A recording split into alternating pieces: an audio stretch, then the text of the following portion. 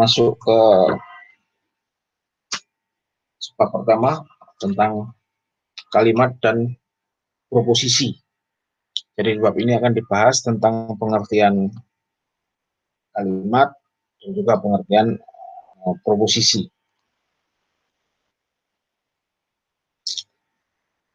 Jadi di sini sudah dijelaskan ya, a traditional way of defining a sentence is something that expresses a complete thought. Jadi saat ini definisi tentang apa itu kalimat yang dibatasi sebagai ujaran yang memiliki pikiran yang lengkap itu dianggap sudah kuno dan tidak memadai lagi. Karena kelengkapan pikiran penutur bahasa itu sudah ditentukan. Jadi di sini sudah ada pertanyaannya ya. Jadi kelengkapan pikiran penutur bahasa itu sudah ditentukan. Kalian lihat contoh di sini, ada 3 contoh ABC. We walk in the park, kemudian our walk in the park, dan for us to walk in the park. Nah, kalau kita mencermati 3 contoh ini, hanya yang pertama dianggap sebagai kalimat yang lengkap. We walk in the park. Sementara yang our walk in the park dan for us to walk in the park ini apa ya? Ya dianggap bukan kalimat yang lengkap, tapi dianggap hanya bagian dari kalimat. Jadi bagian tidak lengkap. Sementara yang pertama ini dianggap sebagai kalimat yang lengkap. Jadi kenapa demikian? Nah, di sini sudah dijelaskan juga.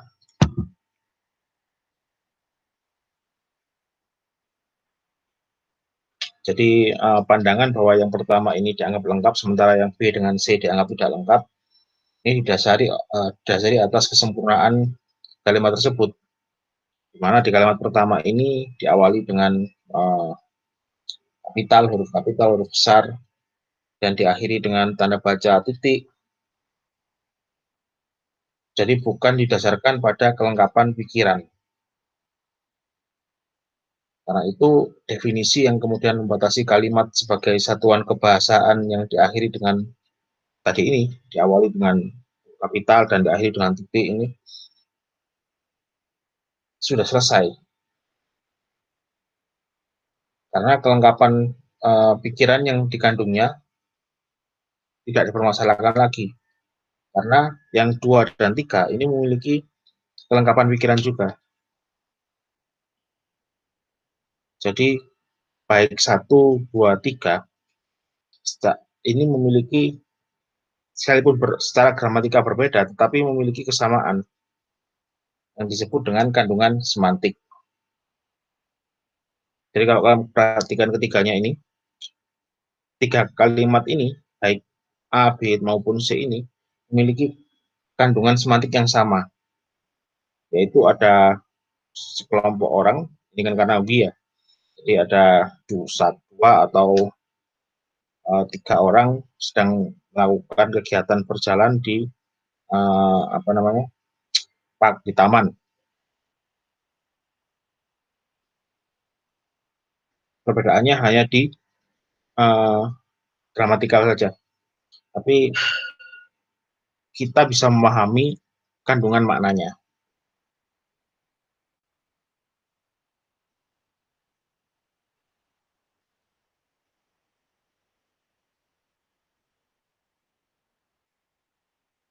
Nah, kalau seandainya ditulis lengkap, maksudnya kita ingin membuat kalimat yang lengkap dari ini, bagian kalimat B dengan C ini, bisa ditambahkan seperti contoh selanjutnya ini. Be bla bla bla in the park. It is not too late for us to walk in the park. Contohnya ini ya. Nah, penggunaan we, kemudian our, kemudian us, itu hanya masalah gramatikal saja, bukan masalah semantik. Karena sebenarnya dengan kalimat yang tidak lengkap sekalipun, kita itu sudah memahami kandungan semantiknya atau kandungan maknanya. Nah, kandungan semantik yang dimiliki oleh suatu kalimat atau suatu ujaran itu disebut sebagai proposisi. Jadi ini ya, kalian perhatikan ya, pengertian proposisi adalah kandungan semantik yang dimiliki oleh suatu ujaran atau kalimat. Proposisi ya, bukan preposisi, bukan juga presuposisi. Jadi itu berbeda.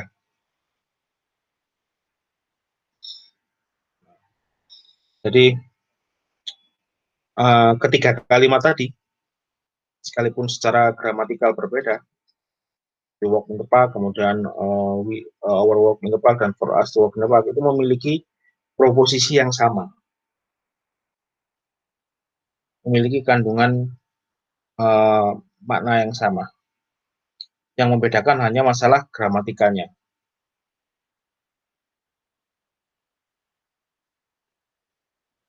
Jadi proposisi yang sama itu bisa diujarkan atau bisa dituliskan menjadi kalimat yang bermacam-macam. Misalkan proposisi bahwa saya sedang masak nasi goreng, itu bisa dituliskan atau diujarkan menjadi banyak sekali bentuk kalimat yang berbeda. Misalkan menggunakan struktur aktif, menggunakan struktur pasif, menggunakan ya seperti itulah. Jadi bisa bermacam-macam. Kalau misalkan jadi kalau di sini contohnya ini ya, berjalan di taman tadi, bisa menggunakan negasi, jadi we don't walk in the park, bisa juga menjadi kalau pertanyaan, do we walk in the park, jadi posisi berjalan di taman itu bisa diucapkan atau bisa dituliskan jadi berbagai macam bentuk.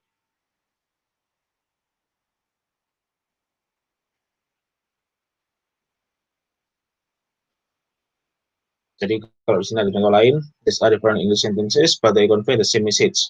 They express the same proposition. Jadi ada 3A, B, C, D ini ada banyak sekali bentuk kalimat yang mengandung satu proposisi.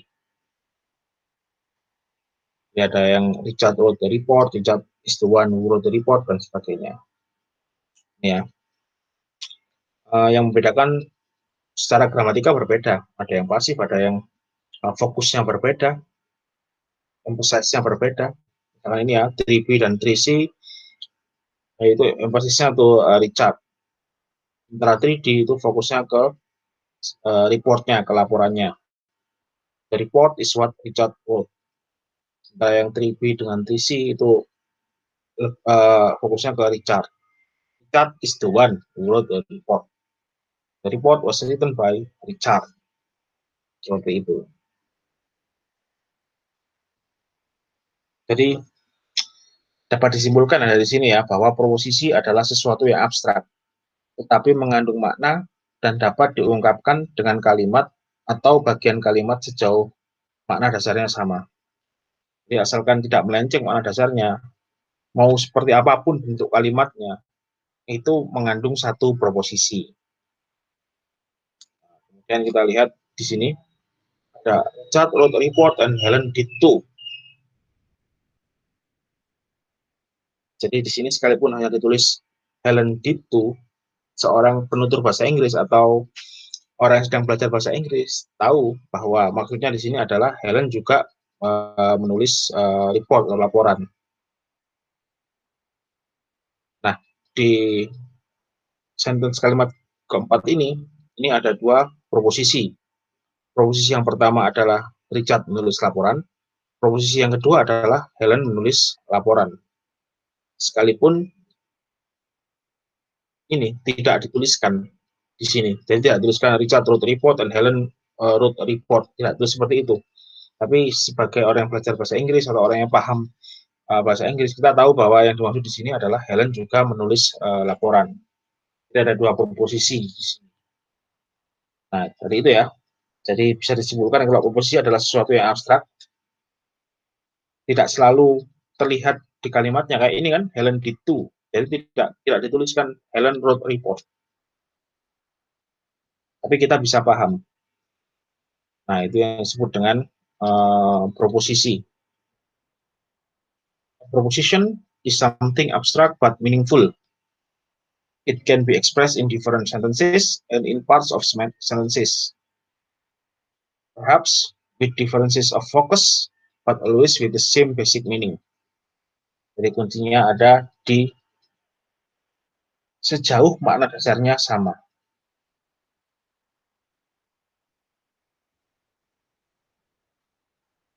Nah,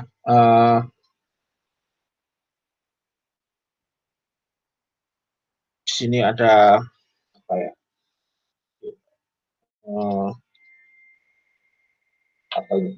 Diagram ya, yang menggambarkan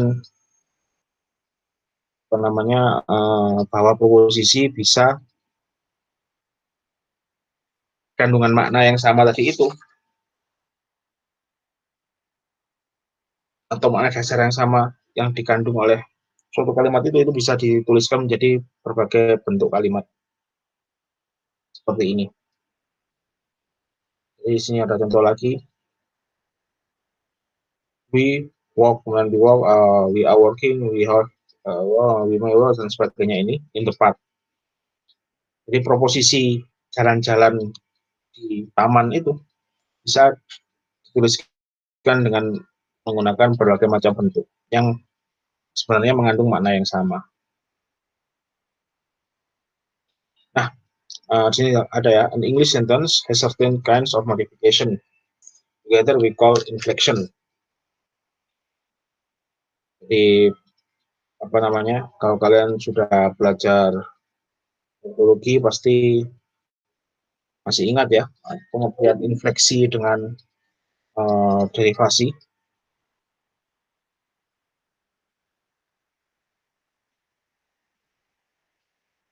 Kalau infleksi itu kan pembentukan, kalau derivasi itu kan pembentukan kata baru, kata bukan kata baru, proses imbuhan terhadap suatu kata yang kemudian mengubah kelas kata tersebut. Jadi misalkan dari yang tadinya verb kemudian menjadi noun, misalkan dari kata sing jadi kemudian diberi imbuhan jadi singer, itu kan berbeda. Penyanyi dengan penyanyi itu kan berbeda. Sementara kalau infleksi itu pemberian imbuhan yang tidak mengubah kelas kata tersebut. Jadi kalau dia noun ya tetap noun, kalau verb ya tetap verb. Misalkan book menjadi books, itu kan menambahkan plural di sana, tapi tetap dia masih di kelas kata yang sama, sekalipun mungkin maknanya berbeda, satu buku dengan banyak buku. Nah, di contoh ini karena saya rekaman jam setengah 2 dini hari ya, jadi agak sambil mengantuk sedikit ini. Kalau tidak rekaman dini hari gini agak sulit. Jadi di ini we ini kan kemudian kata berjalan ini bisa diberikan imbuhan macam-macam. Fleksinya bisa bermacam-macam. Bisa juga menggunakan aspek seperti are walking, have walked, kemudian atau modalitas dengan may walk, could walk, should walk, dan sebagainya ini.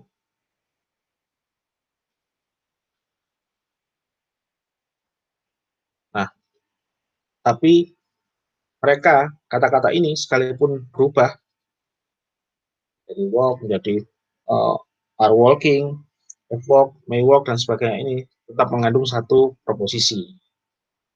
Di sini kan sudah ada penjelasannya, inflection plus proposition plus focus. Jadi fokusnya ke siapa akan berbeda manakala bentuk kalimatnya berubah. Yang tidak berubah adalah proposisinya. Jadi tadi itu ya, adalah kandungan makna yang dapat diungkapkan dengan kalimat atau bagian kalimat seperti apapun. Sekarang kalian lihat di tabel ini. Jadi di tabel ini tuliskan ini ya, analisis sintaksis atas kalimat. Jadi analisis sintaksis berbeda dengan analisis semantik. Jika analisis sintaksis ya seperti ini.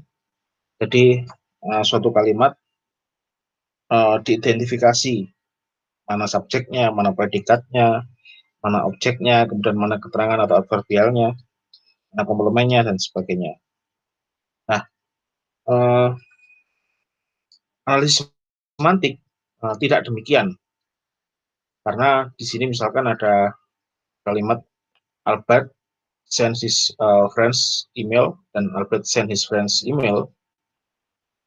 Ini kalau di analisis sintaksis berbeda, tapi di analisis semantik ini dianggap memiliki proposisi yang sama. Bedanya hanya yang pertama ini menggunakan present tense, sementara yang kedua menggunakan past tense untuk mengungkapkan proposisi yang sama, yaitu si Albert yang mengirim email ke kawannya.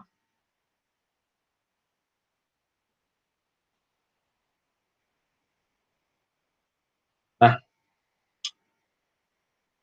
jadi kalau analisis semantik tadi fokus kepada apakah suatu kalimat itu mengandung atau mengidentifikasi suatu kalimat itu mana subjeknya, mana predikatnya, mana objek, mana keterangannya.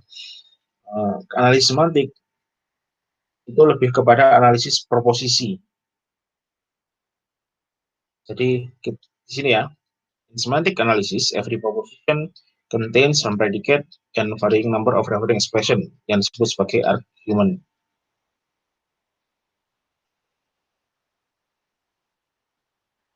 Jadi analisis semantik adalah analisis proposisi yang terdiri atas predikat dan berbagai macam nomina yang merupakan argumennya.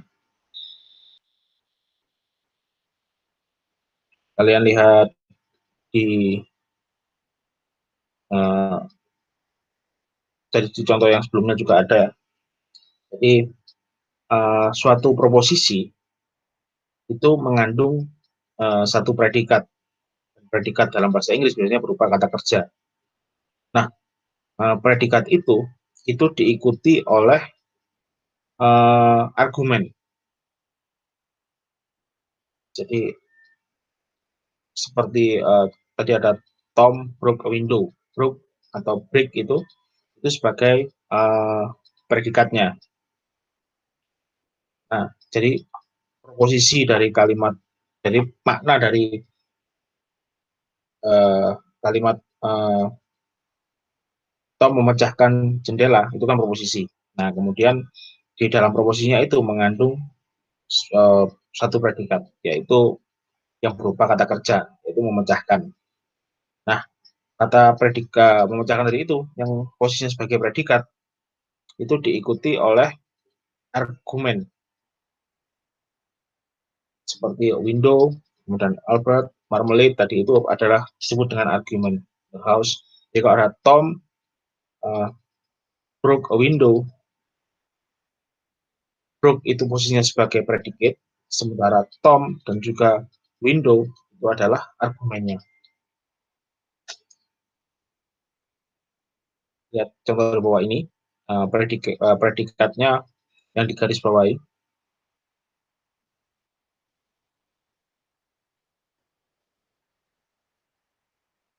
Di sini sudah ada diagramnya juga. Jadi predikat itu bisa diikuti oleh argumen-argumen yang ya jumlahnya tergantung kalimatnya. Bisa tanpa argumen, bisa satu argumen, bisa dua argumen, bisa juga tiga argumen. Lanjut ke bab selanjutnya tentang peran semantis. Di peran semantis ini jadi seperti ini, setiap proposisi lazimnya mengandung sebuah predikat dengan sejumlah argumen.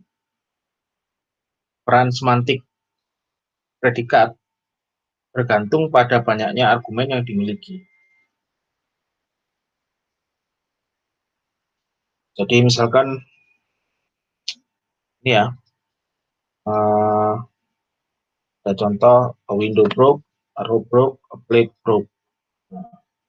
Predikat broke ini Ini diikuti oleh satu argumen, yaitu plate, probe, dan window. Sementara untuk kalimat yang lebih lengkap seperti ini, Tom broke a window, Dick broke a rope, Harry broke a plate, itu diikuti oleh dua argumen. Di predikat broke ini diikuti oleh dua argumen, yaitu Tom dan window. Tom dan window, kemudian Dick dan rope, Harry dengan plate.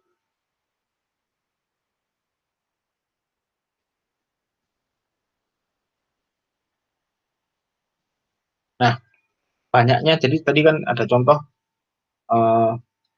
predikat yang diikuti satu argumen. Kemudian ada contoh predikat yang diikuti oleh dua argumen seperti ini. Nah, banyaknya argumen yang dapat mengikuti predikat disebut dengan valensi. Jadi kalau dari contoh tadi dapat disimpulkan ya, jadi bahwa ada beberapa predikat, ada predikat yang memiliki valensi satu seperti tadi yang di atas ini memiliki valensi satu, dan ada juga yang memiliki valensi dua seperti Tom broke window, dan mungkin ada juga yang memiliki valensi tiga, dan ada juga yang bervalensi kosong. Nah, contohnya di sini ada 7, 8, 9, 10 ini. It is snowing, kemudian my brother snores, Chris is making an omelette, Agnes is writing another letter. Jadi predikat dari masing-masing ini, snow, kemudian snore, kemudian make, dan write. Nah, ini diikuti oleh argumen. Kalau yang pertama, ini valensinya 0, zero valensi. Sementara yang kedua, ini bervalensi 1, karena ada my brother di sini. Yang 9 ini bervalensi 2, karena ada Chris dan ada omelette. Sementara yang 10 ini bervalensi 3, karena ada Agnes, kemudian ada mother, dan ada letter. Ini ada sih penjelasannya ya. The verbs snow, sleep, make, and write have different valencies. Jadi ada valencies of 0, yang tadi, yang it is snowing, kemudian valensi 1, yang my brother snores, kemudian valensi 2, Chris is making an omelette, dan ada yang valensi 3, Agnes is writing her mother a letter. Valensi pertama adalah Agnes, kemudian ada mother di sini, valensi kedua ada letter.